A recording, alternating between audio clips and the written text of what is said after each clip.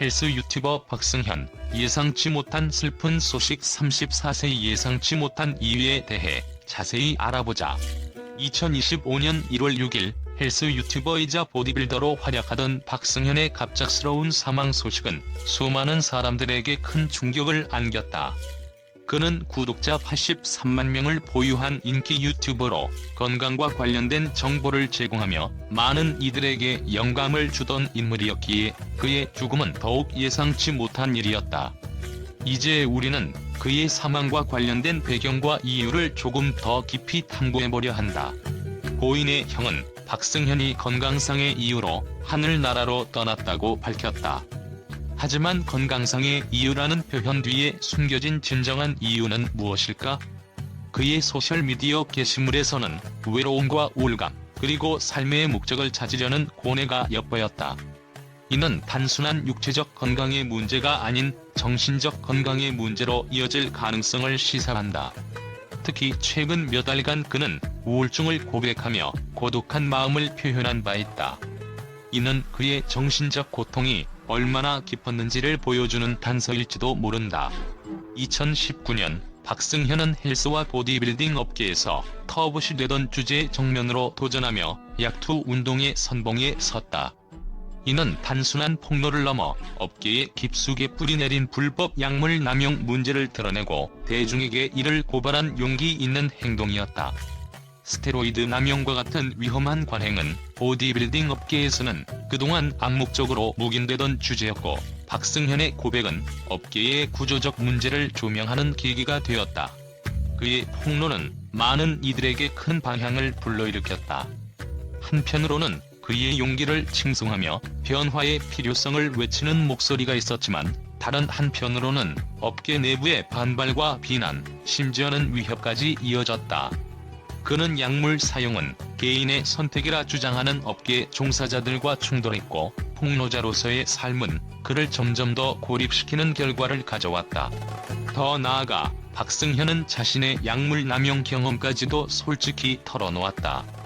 그는 약물 사용이 얼마나 파괴적이고 중독적일 수 있는지를 자신의 사례를 통해 경고하며 약물 남용을 부추기는 업계의 관행을 강도 높게 비판했다.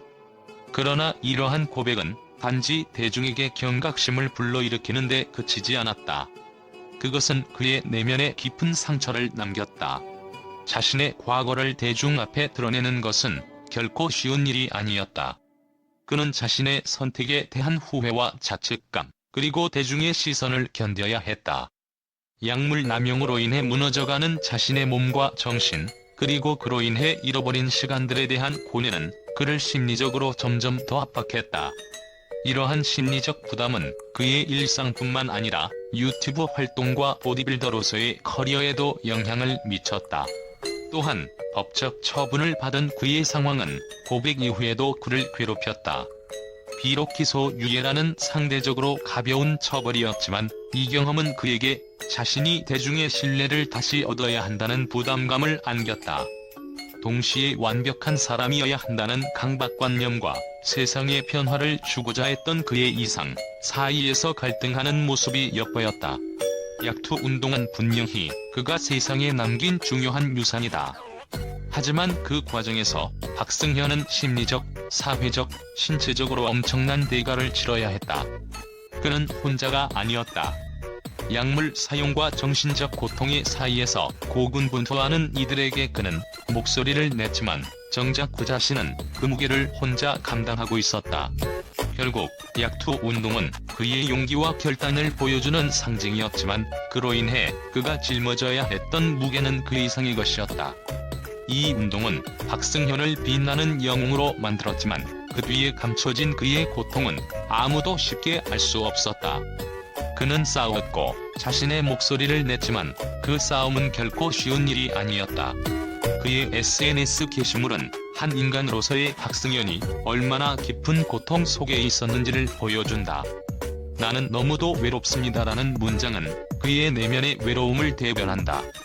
그는 사랑과 완성을 갈망하며 스스로를 채우고 싶다고 이야기했다. 하지만 이러한 갈망이 충족되지 않았을 때 그는 더욱더 고독감에 휩싸였을 가능성이 높다. 헬스 유튜버와 보디빌더로 활동하는 것은 많은 압박과 스트레스를 동반한다.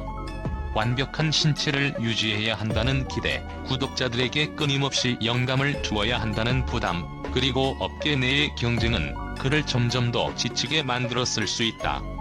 그는 자신의 고백에서 모두가 완벽하지 않다고 말하며 완벽함에 대한 강박관념에서 벗어나고 싶어 했던 듯 보인다. 최근 그는 자신의 우울증을 여러 차례 암시했다. 이는 단순한 개인적인 감정의 문제가 아니라 심리적 위기를 겪고 있었음을 보여준다. 헬스 업계와 유튜버로서의 역할은 그에게 많은 명성과 성취감을 주었지만 정작 그 자신은 내면의 공허함에서 벗어나지 못했던 듯하다. 박승현의 죽음은 단순한 개인의 비극으로 끝나서는 안 된다. 이는 정신 건강의 중요성을 다시 한번 생각하게 만드는 사건이다. 특히 헬스와 보디빌딩, 그리고 소셜미디어 세계의 어두운 이면을 직시해야 할 시점이다. 박승현이 남긴 마지막 메시지는 그의 고통을 알리는 동시에 우리 모두에게 중요한 질문을 던진다. 우리는 과연 완벽해질 수 있는가? 그리고 완벽함을 추구하는 삶이 진정한 행복을 가져다 줄 수 있는가? 그의 이야기는 비극적이지만 동시에 우리가 어떻게 살아가야 할지를 고민하게 만든다.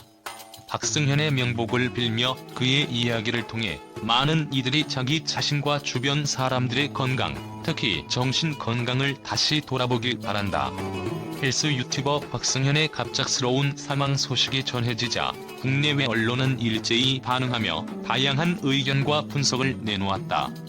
그의 사망은 단순히 한 유명인의 비극으로 끝나지 않았고 사회적, 문화적 이슈를 다시 한번 수면 위로 끌어올렸다. 많은 매체는 박승현의 삶을 조명하며 헬스 및 보디빌딩 업계의 어두운 면을 강조했다. 그는 약투 운동을 통해 불법 약물 남용과 그 위험성을 폭로하며 큰 파장을 일으켰다. 이로 인해 일부 언론은 그가 스테로이드와 같은 불법 약물이 얼마나 파괴적인 결과를 초래할 수 있는지를 자신의 삶으로 증명했다고 보도하며 그의 죽음을 약물 남용의 위험성을 알리는 계기로 삼으려 했다. 또한 많은 언론은 그의 최근 SNS 활동과 우울증 고백에 주목했다. 박승현이 남긴 외로움과 고독, 사랑에 대한 갈망의 메시지는 많은 독자들에게 큰 충격을 주었다. 이를 두고 몇몇 매체는 정신건강관리의 부재와 소셜미디어의 압박을 지적하며 유명인의 심리적 압박을 다룰 체계적인 지원 시스템이 부족하다고 비판했다. 그의 죽음은 단순한 개인적 비극이 아닌 우리 사회가 지닌 정신건강 문제의 또 다른 사례라는 의견도 나왔다. 그러나 일부 언론은 박승현에 대해 비판적인 시각을 내비치기도 했다. 약투 운동을 지지하는 목소리와는 달리 그의 약물 사용 고백과 법적 처분을 문제 삼는 의견도 존재했다. 어떤 매체는 그가 자신의 약물 남용을 고백하며 대중의 신뢰를 얻으려 했지만 결과적으로 업계와 대중 모두에게 혼란을 남겼다며 그의 폭로가 헬스 업계에 어떤 긍정적인 변화를 가져왔는지에 대해 의문을 제기했다. 그의 죽음에 대한 소식이 전해지자 팬들과 업계 종사자들 사이에서도 큰 반향이 있었다.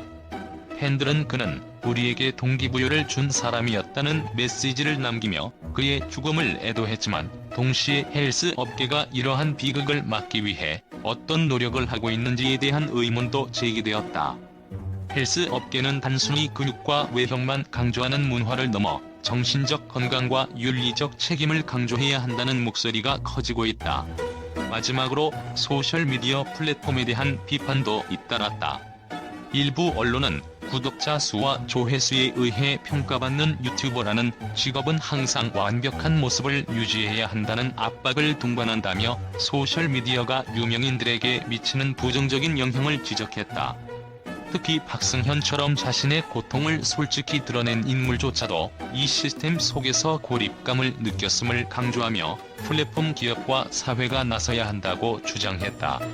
박승현의 사망은 단순히 한 개인의 비극으로 끝나는 것이 아니라 헬스 업계, 정신건강 문제, 그리고 소셜미디어의 어두운 면에 대한 심도 깊은 논의를 촉발했다. 언론은 그의 삶을 재조명하며 우리 사회가 앞으로 나아가야 할 방향에 대한 다양한 의견을 제시하고 있다. 그의 죽음이 헛되지 않도록 우리는 이러한 비극을 통해 더 나은 미래를 만들어 나가야 할 것이다.